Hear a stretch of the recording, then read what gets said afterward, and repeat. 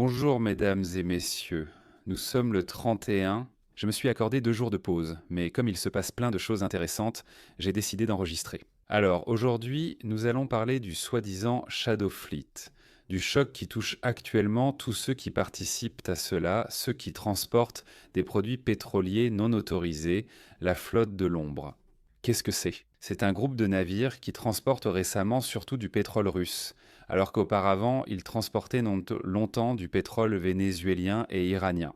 Le schéma consiste à cacher le véritable propriétaire derrière un réseau de sociétés, écrans et de pavillons de complaisance afin de contourner les sanctions. Quand un tel navire entre dans un port, ils veulent que personne ne sache dans quel port il entre. Il éteint toutes les balises de navigation et disparaît dans l'ombre, d'où son nom de flotte fantôme. Puis, il revient et rallume tout, comme s'il n'était jamais entré nulle part. Voilà, c'est le prix à payer pour contourner les sanctions. Le pétrole est vendu avec une remise importante, à prix réduit. Et le capitaine?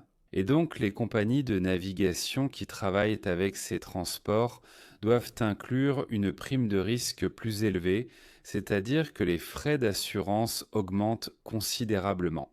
Néanmoins, dans un monde où la demande quotidienne de pétrole est d'environ 100 millions de barils par jour, vous ne pouvez pas simplement éliminer tous les grands acteurs du marché. Et donc c'est pour cela que cette flotte de l'ombre s'est formée et qu'elle ne disparaît pas aujourd'hui. On dit qu'il y a entre 1000 et 1500 pétroliers de différentes tailles dans le monde entier. Bien sûr, même si en ce moment il y en a déjà quelques-uns de moins. Il en reste 6. En ce moment, 3 processus importants se déroulent simultanément. Premièrement, les États-Unis d'Amérique, votre Washington, ont imposé un embargo contre le Venezuela, ont déjà confisqué 3 pétroliers. 2 étaient liés à la flotte de l'ombre et un était en activité. J'ai dit cela légalement. Mais l'administration actuelle de Trump n'a pas été particulièrement préoccupée par cela. En conséquence, environ 1 million de barils par jour de pétrole vénézuélien vont bientôt disparaître du marché. Deuxièmement, les Ukrainiens ont clairement montré que Montoro.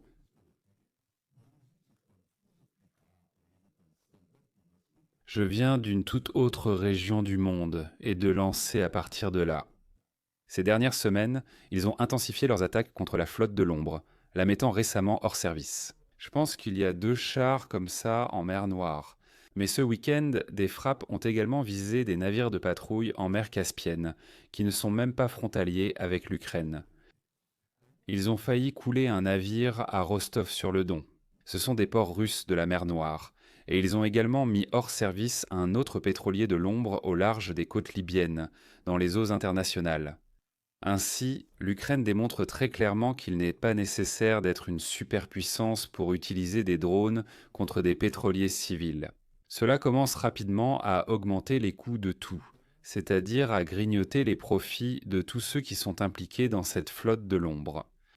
De plus, il n'est pas clair si les assureurs, qui sont en fait des structures étatiques de la Russie et de la Chine, paieront quoi que ce soit en cas de réclamation, s'ils paieront tout court, parce que l'activité de cette flotte est de facto illégale.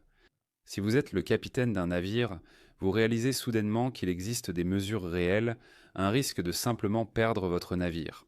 Cela refroidit sérieusement l'intention, le désir d'aller dans certains ports. C'est le deuxième point. Le troisième point. Un autre pétrolier de la flotte fantôme est récemment tombé en panne juste à la limite des eaux territoriales suédoises. Et c'est là que s'est produit exactement ce dont je vous parle. Les Suédois sont montés à bord, ont pris le contrôle du navire et ont découvert, là les Suédois sont montés à bord, ont pris le contrôle et ont découvert. Autrement dit, Moscou a commencé à considérer la flotte de l'ombre comme un atout stratégique, ce qui signifie qu'elle sera exploitée dans le monde entier comme un atout stratégique. En fait, nous assistons au début et à l'accélération de la destruction de la capacité opérationnelle de toute cette flotte, et très probablement dans le monde entier.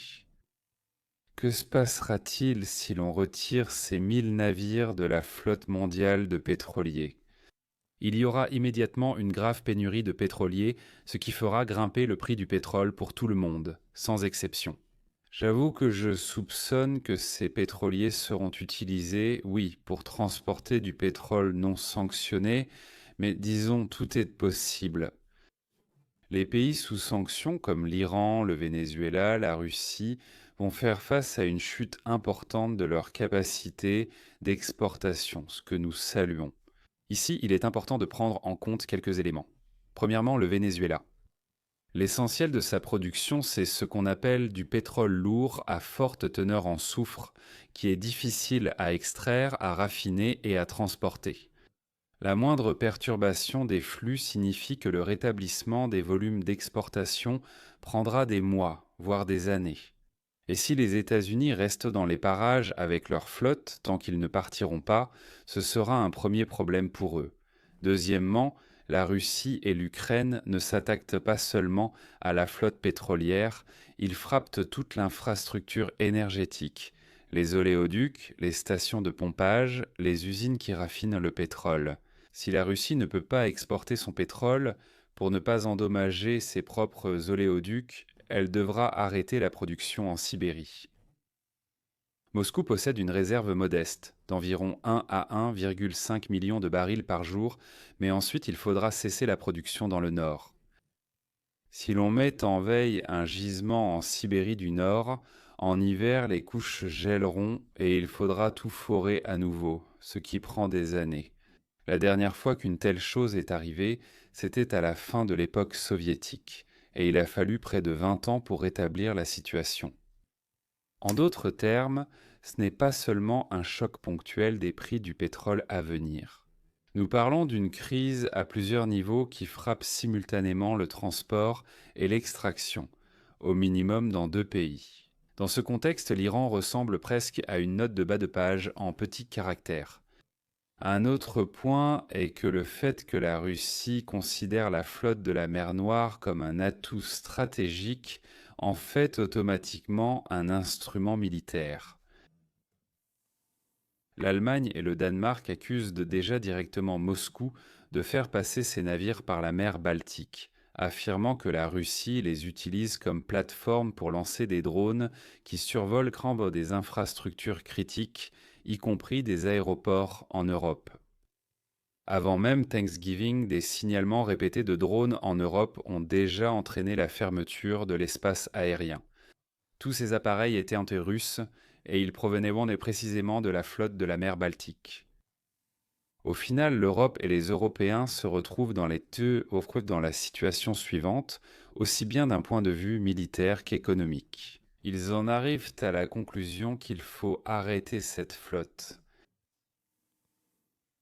L'Ukraine et l'Amérique confisquent ou détruisent déjà ces navires, et les Européens, probablement, développeront leurs propres méthodes d'influence plus adaptées à leurs outils. Disons monter à bord et remorquer quelque part. Donc dans un avenir proche, il faut s'attendre à de nombreuses opérations d'interception et de détention de tels navires, peut-être dans les eaux européennes. Ce sur quoi comptent les Ukrainiens, c'est qu'on a trouvé le talon d'Achille du régime russe. Et il ne s'agit pas seulement de détruire l'infrastructure pétrolière, mais de paralyser complètement ou de rendre incroyablement désavantageuse l'exportation du pétrole russe. En somme, messieurs, nous vivons une époque très mouvementée. Et à mesure que de plus en plus de ces histoires se termineront par des explosions, des fusillades, je continuerai à vous en informer jusqu'à nos prochaines rencontres.